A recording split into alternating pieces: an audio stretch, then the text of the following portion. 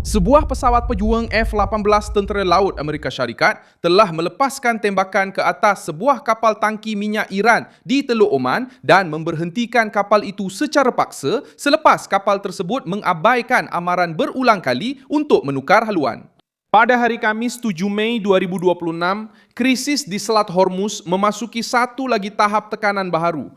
Di satu pihak, Washington menyatakan bahawa mereka hanya melaksanakan sekatan laut terhadap kapal-kapal yang masuk atau keluar dari pelabuhan Iran. Di pihak satu lagi, Tehran cuba menjadikan insiden ini sebagai propaganda penentangan sambil turut menyiarkan imej yang dikatakan milik drone peninjau Amerika Syarikat yang ditembak jatuh di atas Hormuz. Saya akan ceritakan semuanya sebentar lagi. Tetapi sekarang anda pasti mahu melanggan saluran ini untuk terus mendapat maklumat terkini, maklumat secara masa nyata dengan kualiti kewartawanan terbaik yang pernah dilihat mengikut piawaian kredibiliti Milson Alves.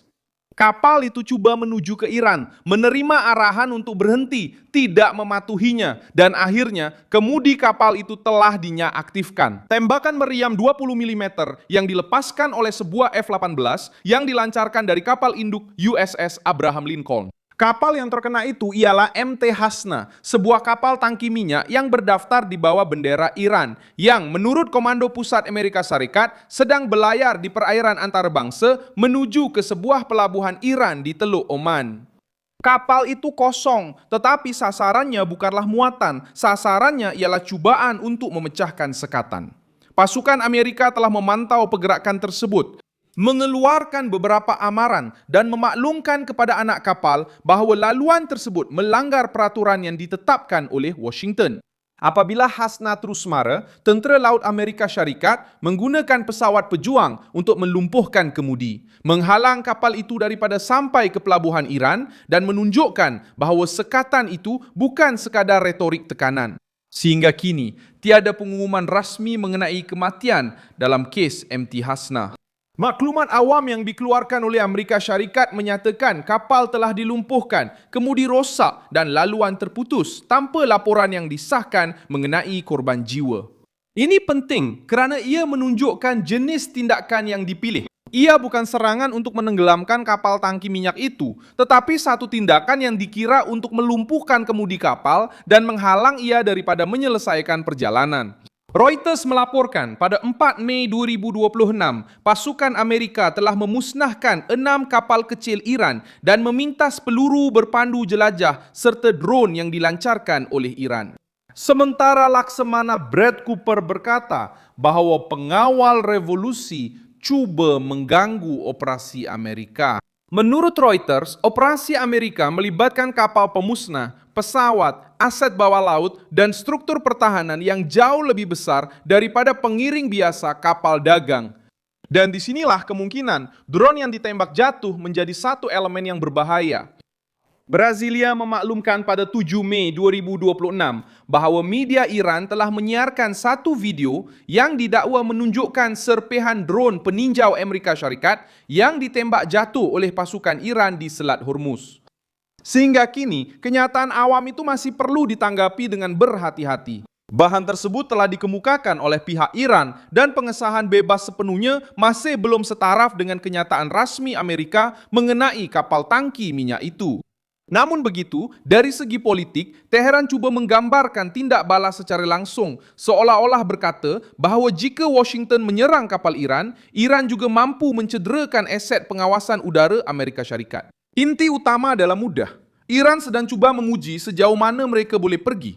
Mula-mula, mereka mengancam pelayaran. Kemudian, mereka memberi tekanan kepada kapal-kapal kargo.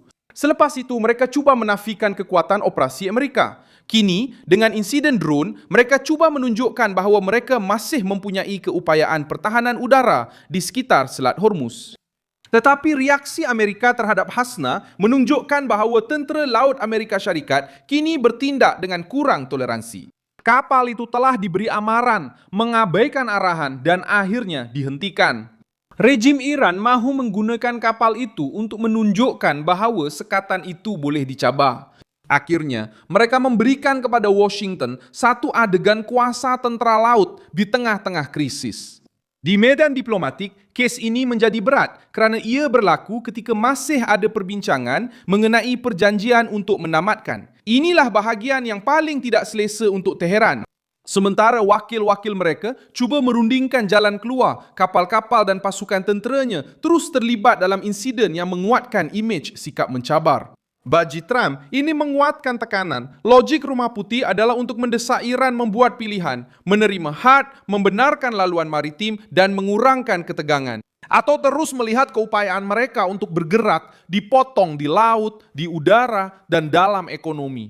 Apa yang akan berlaku sekarang? Ada 3 kemungkinan terdekat. Pertama, MT Rasna berada di luar laluan ke Iran dan mesti bergantung kepada khidmat tunda, pemeriksaan atau keputusan ketenteraan baru mengenai destinasinya. Kedua, sekatan berterusan melibatkan kapal-kapal yang cuba masuk atau keluar dari pelabuhan Iran tanpa kebenaran. Ketiga, video drone yang ditembak jatuh itu akan digunakan oleh Teheran sebagai bahan propaganda, walaupun Washington berhati-hati dengan maklumat tersebut atau mengambil masa untuk mengesahkan butirannya. Dalam peperangan, imej juga menjadi senjata politik. Dan Iran tahu tentang perkara ini. Sejarah menunjukkan bahwa konfrontasi seperti ini di Teluk jarang berlaku secara bersendirian. Pada 18 April 1988, semasa operasi Premiers, tentera laut Amerika Syarikat menyerang sasaran Iran di Teluk Parsi selepas kapal fregat USS Samuel B. Roberts terkena periuk api. Tindakan itu memusnahkan atau melumpuhkan pelantar dan kapal Iran di Teluk Parsi serta dikenang sebagai salah satu operasi tentera laut Amerika terbesar sejak Perang Dunia Kedua. Pada ketika itu, Iran juga bergantung kepada periuk api, bot laju, dan tekanan terhadap kapal-kapal. Tindak balas Amerika Syarikat adalah pantas dan menetapkan satu presiden yang jelas. Apabila Teheran mengubah laluan perdagangan menjadi medan provokasi, tentera laut Amerika Syarikat cenderung untuk bertindak balas dengan kekuatan yang teratur. Satu lagi fakta sejarah membantu untuk memahami o peso do possível drone abatido. Pada 20 Jun 2019, Iran telah menembak jatuh drone RQ-4 Global Hawk milik Amerika Syarikat di kawasan Selat Hormuz. Teheran menyatakan bahawa pesawat itu berada di ruang udaranya. Washington pula berkata ia telah ditembak di ruang udara antarabangsa. Pada masa itu, insiden tersebut hampir membawa kepada serangan tentera secara langsung. Reuters melaporkan bahawa drone itu digunakan untuk pengumpulan risikan mengenai kawasan maritim dan pesisir dengan anggaran kos sebanyak $130 juta.